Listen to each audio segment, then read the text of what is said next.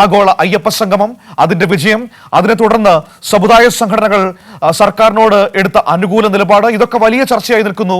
UDF-നും BJP-ക്കും ഒക്കെ എതിരെ NSS രംഗത്ത് വന്നതായിരുന്നു ഇതിനിടയിലെ ഏറ്റവും പ്രധാനപ്പെട്ട കാര്യമെന്ന് പറയുന്നത്. സംസ്ഥാന സർക്കാരിന്റെ നിലപാടിനോട് ഒപ്പം നിൽക്കുന്നു എന്ന സമീപനമാണ് NSS general secretary G. Sukumaran Nair സ്വീകരിച്ചത്. ഇന്നലെ ഈ വിഷയത്തിൽ അദ്ദേഹം ഞങ്ങളോട് സനോജ് സുരേന്ദ്രനോട് വിശദമായി സംസാരിക്കുകയുണ്ടായി. എന്തുകൊണ്ടാണ് സർക്കാരിനോടൊപ്പം NSS നിൽക്കുന്നത് എന്നത് അദ്ദേഹം ആ സംഭാഷണത്തിൽ വളരെ കൃത്യമായി വ്യക്തമാക്കുകയുണ്ടായി. നമുക്ക് നോക്കാം NSS ജനറൽ സെക്രട്ടറി എന്തൊക്കെ കാര്യങ്ങളാണ് ഇതുമായി ബന്ധപ്പെട്ട് പറഞ്ഞതെന്ന്. കൈരളി ന്യൂസിനോട് നിലപാട് തുറന്നു പറഞ്ഞ NSS general secretary G. Sukumaran Nair, ആഗോള അയ്യപ്പ സംഗമത്തിലൂടെ സർക്കാർ വികസനം നടപ്പാക്കുമെന്ന വിശ്വാസമുണ്ട്. ശബരിമലയിലെ വിശ്വാസം സംരക്ഷിക്കാൻ ഒപ്പം നിന്നു. ദേവസ്വം ബോർഡിന്റെ പണം കൊണ്ടാണ് കേരളത്തിലെ ക്ഷേത്രങ്ങൾ നിലനിൽക്കുന്നതെന്നും സുകുമാരൻ നായർ വ്യക്തമാക്കി. സർക്കാരിൽ വിശ്വാസമുണ്ടെന്നും ഒപ്പം തന്നെ SNDP-യുടെ നിലപാടുകൾ ശരിയാണ് എന്നും സുകുമാരൻ നായർ പറയുകയുണ്ടായി. അദ്ദേഹത്തിന്റെ വാക്കുകളിലേക്ക് ആദ്യം. ഈ അയ്യപ്പ സംഘവുമായി ബന്ധപ്പെട്ടുകൊണ്ടേ നിലവിൽ സർക്കാർ നടത്തിയ അയ്യപ്പ സംഗമത്തോടുള്ള NSS-ന്റെ നിലപാട് എന്താണെന്ന് അറിയാൻ വേണ്ടിയായിരുന്നു. ഗവൺമെന്റിനോട് അനുഭാവമായിട്ടുള്ള നിലപാടൊന്നും എടുത്തില്ല. അതെ, സർക്കാർ നടത്തിയ അയ്യപ്പ സംഗമത്തിന് ബദലായിട്ട് പന്തളത്ത് അയ്യപ്പ സംഗമം നടന്നല്ലോ. സർക്കാർ ഈ കാര്യത്തിൽ ഒരു ആത്മാർത്ഥത പുലർത്തുന്നുണ്ടോ എന്ന് NSS-ന് ഇപ്പൊ തോന്നുന്നുണ്ടോ? അല്ല, ഇത് കഴിഞ്ഞപ്പോ തോന്നുന്നുണ്ട്. ഈ രണ്ടാമത്തെ അല്ല, ആദ്യത്തെ അയ്യപ്പ സംഗമം. സർക്കാർ ഇപ്പം വിശ്വാസികൾക്ക് അനുകൂലമായ നിലപാടാണ് സ്വീകരിക്കുന്നത് എന്നുള്ളതാണോ? അതെ. നിലവില് ഇതിന് ബദലായിട്ട് അയ്യപ്പ സംഗമം നടന്നല്ലോ ഈ പന്തളത്ത്. അതിനകത്ത് ചില വർഗീയ പരാമർശങ്ങൾ, ഈ വാവര് തീവ്രവാദിയാണ് എന്ന തരത്തിലുള്ള പ്രതികരണങ്ങളൊക്കെ ഉണ്ടായല്ലോ. അതിന് എങ്ങനെയാണ് NSS നോക്കി കാണുന്നത്? അല്ല, വാവരൊരു ദൈവത്തെ പോലെയല്ലേ, അദ്ദേഹത്തിന്റെ അസുരനെ പോലെ, അദ്ദേഹത്തിന്റെ ഒരു സംരക്ഷകനെ പോലെയല്ലേ അവിടെ ഇരിക്കുന്നത്. അതെ, വിശ്വാസികൾ അങ്ങനെ ഇപ്പോഴും കണക്കാക്കിയിരിക്കുന്നു. അവിടെ നടന്ന പരാമർശം NSS അനുകൂലിക്കുന്നില്ല. ഇതിന് അല്ല, പരാമർശം ഞാൻ കേട്ടിട്ടില്ല, എന്താണെന്ന് ഞാൻ അറിഞ്ഞിട്ടില്ല. അങ്ങനെ ഉണ്ടെങ്കിൽ അത് ശരിയല്ല. ഒരു തീവ്രവാദിയാണെന്നുള്ള അഭിപ്രായം NSS-നില്ല. ഇപ്പൊ SNDP-യും NSS-ന്റെ നിലപാടിനെ സ്വാഗതം ചെയ്തിട്ടുണ്ട്, വെള്ളാപ്പള്ളിയും. അപ്പൊ NSS വിഷയാധിഷ്ഠിത നിലപാട് സ്വീകരിക്കുന്ന സംഘടനയാണ്, അതിനെ സ്വാഗതം ചെയ്യുന്നു എന്നുള്ളതാണ്. ഈ കാര്യത്തിൽ SNDP-ക്കും NSS-നും ഒരേ നിലപാട് തന്നെയാണോ ഉള്ളത്? അതറിഞ്ഞൂടാ, അദ്ദേഹത്തിന്റെ നിലപാട് പിന്നീട് എപ്പോഴാ എന്ന് അറിയാനൊക്കെ. ഓക്കെ, നിങ്ങളൊരു നിലപാടെടുത്ത ഇടപാടിൽ ആ നിലപാട് നിൽക്കുന്നു. ഇപ്പൊ അദ്ദേഹം ആ നിലപാടിനോട് ചേർന്നതല്ലേ. ഓക്കെ, ഇപ്പൊ SNDP സ്വാഗതം ചെയ്തതിനെ എങ്ങനെയാ നോക്കി കാണുന്നത്? NSS നിലപാടിനെ SNDP സ്വാഗതം ചെയ്തിട്ടുണ്ട്. വളരെ അതായത് വിശ്വാസത്തെ നിലനിർത്താൻ അദ്ദേഹം ഒരു നിലപാട് സ്വീകരിച്ചതിൽ വളരെ സന്തോഷം. NSS-ന്റെ നിലപാടിനെ SNDP സ്വാഗതം ചെയ്തിട്ടുണ്ട്. അതെ, ഞങ്ങൾക്ക് വളരെ സന്തോഷമുണ്ടോ മറ്റേത്. ഓക്കെ, ഈ തുടർന്നും സർക്കാർ ഇപ്പൊ സ്ത്രീ പ്രവേശന വിഷയവുമായി ബന്ധപ്പെട്ടുകൊണ്ട് കോടതിയിലാണ് കേസ് എങ്കിലും സർക്കാർ വിശ്വാസികൾക്ക് അനുകൂലമായ നിലപാടാണ് ഇപ്പോൾ സ്വീകരിച്ചിട്ടുള്ളതെന്നാണോ കരുതുന്നത്? ഒപ്പം തന്നെ നമ്മുടെ ഈ ശബരിമലയിൽ അയ്യപ്പ സംഗമം സംഘടിപ്പിക്കുമ്പോൾ സർക്കാരിന് വലിയ കണക്കുകൂട്ടലുണ്ട്. പ്രത്യേകിച്ച് ശബരിമലയുടെ വികസനം, റോപ്പ് വേ സംവിധാനം, എരുമേലി വിമാനത്താവളം, അതുപോലെ തന്നെ അങ്കമാലി ശബരി റെയിൽപാത, അങ്ങനെ തീർത്ഥാടകർക്ക് എത്തിപ്പെടാൻ വേണ്ടിയുള്ള സഞ്ചാര സൗകര്യം ഒരുക്കുക എന്നുള്ള സർക്കാരിന്റെ ഒരു പ്രധാന ലക്ഷ്യമാണ്. ഇതിനെയൊക്കെ NSS എങ്ങനെയാണ് നോക്കിക്കാണുന്നത്? അല്ല, ഞങ്ങൾ പ്രതീക്ഷിക്കുന്ന അങ്ങനെയൊക്കെ നടക്കും, വികസനം നടക്കും എന്നുള്ള. അതായത് ഞങ്ങള് ഇങ്ങനത്തെ ഒരു നിലപാടെടുത്തത് രാഷ്ട്രീയ നിലപാടൊന്നുമല്ല. വിശ്വാസവും ആചാരാനുഷ്ഠാനങ്ങളും അതോടൊപ്പം ആ ക്ഷേത്രത്തിന്റെ വികസനവും വേണ്ടവണ്ണം നടക്കും എന്നുള്ള ഒരു വിശ്വാസത്തിന്റെ പുറത്തേക്ക് ഈ ഗവൺമെന്റിനെ കൊണ്ട് അത് ചെയ്യാൻ കഴിയും എന്നുള്ള ഒരു വിശ്വാസമാണ് നമുക്കുള്ളത്. ഈ ഗവൺമെന്റ് അക്കാര്യത്തിൽ ആർജവമായ നിലപാടാണ് സ്വീകരിക്കുന്നതെന്നാണ് പ്രതീക്ഷിക്കുന്നത്. ഇതുവരെ മനസ്സിലാക്കുന്നത്. അപ്പം ശബരിമലയോടനുബന്ധിച്ച് ഇപ്പൊ പളനിയാണെങ്കിൽ പളനിയിലുണ്ടായ വികസന അമ്പലത്തിന്റെ അടിസ്ഥാനത്തിലാണ്, തിരുപ്പതിയാണ് അങ്ങനെയാണ്, ഗുരുവായൂർ ടൗൺഷിപ്പ് രൂപപ്പെട്ടു. അങ്ങനെ ശബരിമലയും അനുബന്ധ പ്രദേശങ്ങളിലും ആ ഒരു നിലയിൽ വികസിക്കണം എന്നുള്ളതാണ് NSS-ന്റെ കാഴ്ചപ്പാട്. വികസനം എല്ലാത്തിനും നല്ലതാണ്, പക്ഷെ ആ ക്ഷേത്രത്തിന്റെ താല്പര്യങ്ങളും അതിന്റെ ഈ പറഞ്ഞ വിശ്വാസവും സങ്കല്പവും ഒക്കെ നിലനിന്ന് കാണും. ഇപ്പോ ഈ കേസുമായി ബന്ധപ്പെട്ടുകൊണ്ട് ചില പ്രതികരണങ്ങളൊക്കെ ഉണ്ടാകുന്നുണ്ട്. അതായത് പഴയ ശബരിമല പ്രവേശനവുമായി ബന്ധപ്പെട്ടുള്ള കേസുകൾ. ഇപ്പൊ സർക്കാർ അത്തരത്തിൽ ചില കേസുകൾ പിൻവലിക്കാൻ തയ്യാറാണെങ്കിൽ അന്ന് ബോധപൂർവമായി ആരെങ്കിലും പ്രശ്നങ്ങൾ ഉണ്ടാക്കാൻ ശ്രമിച്ചു എന്ന് NSS കരുതുന്നുണ്ടോ?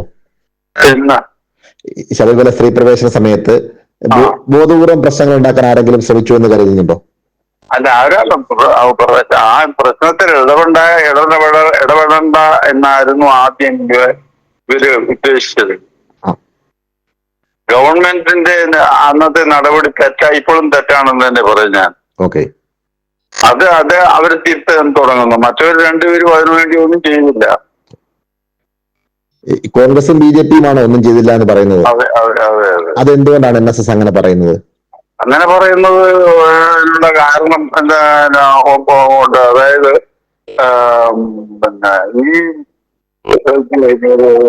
സംരംഭം തുടങ്ങിയുണ്ടോ, അതായത് അവിടെ സ്ത്രീകളെ കയറ്റാൻ തുടങ്ങിയ ഉടനെ തന്നെ അതിനെതിരെ പ്രതികരിച്ചത് എന്നതാണ്. ആ NSS അതിനെതിരെ പ്രതികരിച്ചപ്പോൾ ഇവരാരും ഇല്ലായിരുന്നു കൂടെ. അതിന്റെ ഭാഗമായിട്ടാണ് NSS ഇത് നാമജപ ഘോഷയാത്ര നടത്തിയത്. ആ സന്ദർഭത്തിലില്ലായിരുന്നു. പക്ഷെ വിശ്വാസികളുടെ ആ കാര്യത്തിലുള്ള താല്പര്യം മനസ്സിലാക്കി കണ്ടപ്പോൾ BJP ഓടിയെടുത്തു. അതുപോലെ തന്നെ കുറച്ചുകൂടെ കഴിഞ്ഞപ്പോൾ കോൺഗ്രസും വന്നു. പക്ഷെ ഇവരെന്ത് ചെയ്തു, പിന്നീട് എന്ത് ചെയ്തു എന്നുള്ളതാണ്. അന്ന് അങ്ങനെയൊക്കെ സംഭവിച്ചു. പിന്നെ എന്ത് ചെയ്തു? അവര് BJP ആണെങ്കിലും കോൺഗ്രസ് ആണെങ്കിലും ഒന്നും ചെയ്തില്ല ഇതിനു വേണ്ടി. അന്നത്തെ കേന്ദ്ര മന്ത്രിയുടെ പ്രസ്താവന ഞാനിപ്പോഴും ഓർക്കുന്നു. എന്താണ്? ഹലോ, കേൾക്കുന്നുണ്ട് സാറേ, കേൾക്കുന്നുണ്ട്. ഇപ്പോഴും ഞാൻ ഓർക്കുന്നു. അതായത് ഞങ്ങള് കേന്ദ്രം ഈ വിശ്വാസം നിലനിർത്താൻ നിയമം സൃഷ്ടിക്കുമെന്ന് പറഞ്ഞു. ഓക്കെ, എന്നിട്ട് വല്ലതും സൃഷ്ടിച്ചോ? നിയമം വല്ലതും സൃഷ്ടിച്ചോ? ഒരു നിയമവും സൃഷ്ടിച്ചില്ല. ഒന്നും അവർ ചെയ്തുമില്ല അതിനു വേണ്ടി. അപ്പൊ പിന്നെ അവരോട് എങ്ങനെ ഞങ്ങൾ ഇത് ചെയ്യുന്നു? അപ്പൊ ഈ വിഷയത്തിൽ പൊരുത്തപ്പെടുന്നത് അവരൊരു രാഷ്ട്രീയ കാഴ്ചപ്പാടോട് മാത്രമാണ് അതിനെ സമീപിച്ചത് അന്ന് എന്ന് പറയാനൊക്കെ പറ്റാണ്. അവർ ചെയ്തതാ. അല്ല സാറേ, ആദ്യഘട്ടത്തില് ഇപ്പോ ജന്മഭൂമി പത്രത്തിലാണെങ്കിൽ പോലും ഈ വിധിയെ സ്വാഗതം ചെയ്തുകൊണ്ട് വരുന്നു. മറ്റുള്ള നേതാക്കന്മാരെ അന്ന് വിധിയെ പിന്തുണച്ചു. ഇവരെല്ലാം പിന്തുണച്ചതിനു ശേഷം NSS ഒരു നാമജപ ഘോഷയാത്രയുമായി രംഗത്ത് വന്നപ്പോ വിശ്വാസികൾ ഇതിനെതിരാണ് എന്ന് മനസ്സിലാക്കിയപ്പോഴല്ലേ ഈ കോൺഗ്രസ് ആണെങ്കിലും BJP ആണെങ്കിലും ഇതിനെ അനുകൂലിക്കുന്ന സമീപനം ഉണ്ടായത്. അതെ, അത് തന്നെ തുടർന്ന് ഇവര് ഒന്നും ചെയ്തുമില്ല. ഓക്കെ, ഇതിനുവേണ്ടി വിശ്വാസം സംരക്ഷിക്കാൻ വേണ്ടി അവരെന്ത് ചെയ്തു? NSS ആണ് അതിന് നിയമയുദ്ധത്തിന് പോയത്. NSS നിയമയുദ്ധം പോയി. NSS ആ ഇതിന്റെ ഇപ്പോഴും കോടതിയിൽ കിടക്കുക, സുപ്രീം കോടതിക്ക്. NSS മാത്രമേ ചെയ്തുള്ളൂ. അതേ സമയത്ത് ചെയ്യാമെന്ന് പറയുന്ന കേന്ദ്രം പോലും ഒന്നും ചെയ്തില്ല ആ കാര്യത്തിൽ. ഓക്കെ, അവർക്ക് രാഷ്ട്രീയ ലക്ഷ്യങ്ങൾ ഉണ്ടായിരുന്നു. അതുകൊണ്ട് അത് നിങ്ങൾ ഗസ് ചെയ്തത് ഞാൻ പറയത്തില്ല സാറേ. ഇപ്പോ അതുപോലെ തന്നെ നമ്മളെ ദേശീയ തീർത്ഥാടന കേന്ദ്രമായി പ്രഖ്യാപിക്കണമെന്ന് സംസ്ഥാനം ആവർത്തിച്ച് പറയുന്നുണ്ട്. ഇപ്പോ രാഷ്ട്രപതി വരാൻ പോവുകയാണ്. പക്ഷെ ഈ കാര്യത്തിലൊന്നും കേന്ദ്രം ഒരു അനുകൂല നിലപാട് സ്വീകരിക്കുന്നില്ലല്ലോ. അതിനെ എങ്ങനെയാണ് NSS നോക്കിക്കാണുന്നത്? ഒരു ദേശീയ തീർത്ഥാടന കേന്ദ്രമായിട്ട് ശബരിമലയെ പ്രഖ്യാപിക്കണമെന്ന് സംസ്ഥാനം പലതവണ ആവശ്യപ്പെട്ടിട്ടുണ്ട്. ഇപ്പോ രാഷ്ട്രപതി കൂടി അടുത്ത മാസം ശബരിമല ദർശനത്തിന് എത്തുകയാണ്. ഇതിനെ ഒരു ദേശീയ തീർത്ഥാടന കേന്ദ്രമായി പ്രഖ്യാപിക്കാൻ എന്തുകൊണ്ടാണ് കേന്ദ്രം മടിക്കുന്നത്? അവിടെ ഇപ്പോൾ ഉണ്ടായിക്കൊണ്ടിരിക്കുന്ന പ്രശ്നങ്ങൾക്ക് ഒരു പരിഹാരം ഉണ്ടായതിനു ശേഷം ദേശീയ തീർത്ഥാടന കേന്ദ്രം ആക്കി അതിനെ വളർത്ത് എടുക്കുന്നത് നല്ല കാര്യം. പക്ഷെ ഇത് കേന്ദ്ര സർക്കാർ ചെയ്യുന്നില്ലല്ലോ. ഇവര് വിശ്വാസികൾക്കൊപ്പമാണെന്ന് പറയുമ്പോഴും അത്തരത്തിലുള്ള ഒരു തീരുമാനം കേന്ദ്രത്തിന്റെ ഭാഗത്തുനിന്ന് ഉണ്ടാവുന്നില്ലല്ലോ. അല്ല, അതിപ്പം എനിക്ക് അതിന് മറുപടി ഒന്നുമില്ല. ഓക്കെ, എന്തായാലും സംസ്ഥാന സർക്കാർ ഇപ്പോൾ നടത്തുന്ന സമീപനങ്ങളിൽ NSS സംതൃപ്തരാണ്. തീർച്ചയായിട്ടും വിശ്വാസികളെ സംരക്ഷിച്ചുകൊണ്ട് അവര് ഇപ്പം ഈ സംസ്ഥാന സർക്കാരിന് വേണം ഇപ്പോഴും സ്ത്രീകളെ പ്രവേശിപ്പിക്കുകയും ഈ ആചാരാനുഷ്ഠാനങ്ങൾക്ക് നേരത്തെ ഉള്ള ഇതിൽ നിന്ന് മാറ്റം വരുത്താനും ഒക്കെ കഴിയും. ഓക്കെ. അതിന് യാതൊരു നിയമ തടസ്സവും ഇപ്പോഴും ഇല്ല. പക്ഷെ അവര് കഴിഞ്ഞ 2 സീസണായിട്ടാണെന്ന് തോന്നുന്നു, 2 സീസണായിട്ട് ഇതെല്ലാം മാറ്റിവെച്ച് പഴയ ആചാരങ്ങളും അനുഷ്ഠാനങ്ങളും വിശ്വാസവും സംരക്ഷിച്ചുകൊണ്ടുള്ള പ്രവർത്തനത്തിൽ ആണ് ഈ ഗവൺമെന്റ് ഏർപ്പെട്ടിരിക്കുന്നത്. ഓക്കെ. അപ്പൊ അത് വെറുതെ പറയാൻ മാത്രമല്ല, അവരത് ജനങ്ങളുടെ വികാരം, വിശ്വാസികളുടെ വികാരം ഉൾക്കൊണ്ട് ആവശ്യമായ മാറ്റങ്ങൾ അവർ വരുത്തി. അതാണ് നമുക്കുള്ള വിശ്വാസം. ഓക്കെ.